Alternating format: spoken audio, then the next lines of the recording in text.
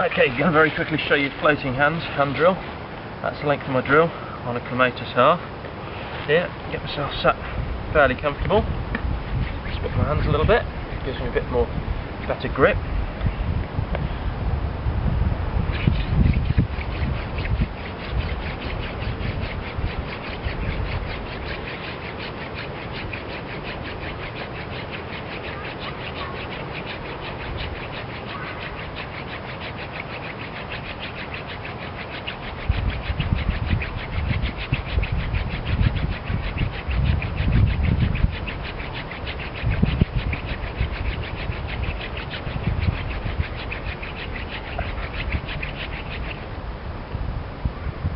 Now we have an ember.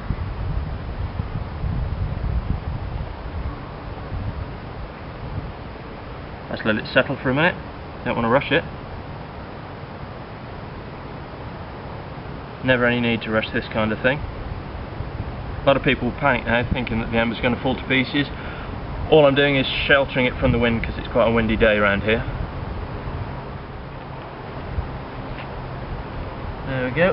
Hopefully you can see that glowing. Let's bring it close to the camera for a second. There we go. Right, thought I'd show you very quickly how the floating technique works. And normally, when you're doing a hand drill, you're applying downward pressure. So your hands start at the top, and because you're applying downward pressure, they move to the bottom, where you have to stop, move back up to the top again. And of course, this makes a delay here. This is stopped, this is stationary, so it's not generating heat for that brief time when you have to move your hands back to the top, and also means you have to have a longer drill to give your hands time to move down. Now with the floating technique, what you do is you put a pivot in your hand, which enables your hand to stay stationary. What you do is as your hand goes forward, you pivot it down. As your hand comes back, you pivot it up. Bit of an exaggeration there. So as you go forward, it's down, back, it's up, forward, it's down, back, it's up. You do this with both hands as well, at the same time, giving this effect, meaning you can stay in one space. More than staying in one space, you can actually come back up the drill. So if I do normal run down, actually come back up the drill, and as you can see there's smoke pouring out there, so I'll go down lightly and then I'll come back up the drill. Hands moving up the drill whilst also generating smoke. Now you can stop on what's called hot spots, which means there's an area of particular sort of bite with your hands on the drill, so your hands can stay pretty stationary. Like that, you can move down for a bit of extra speed, climb back up.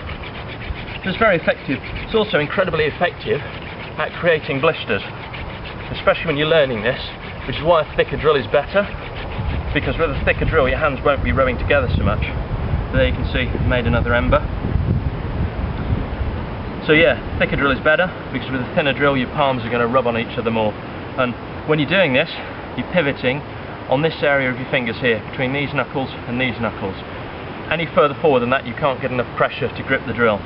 You're also pivoting here on the back of your hand there. So yeah, it's a very effective technique. I mean, you can use much shorter drills. I said the drill I used a second ago, which I've done something with, not quite sure which. I think I put it away, but you know, that was about that long. Just used a longer one here so you can get an idea. And yeah, just pull the ember out here. There's the ember.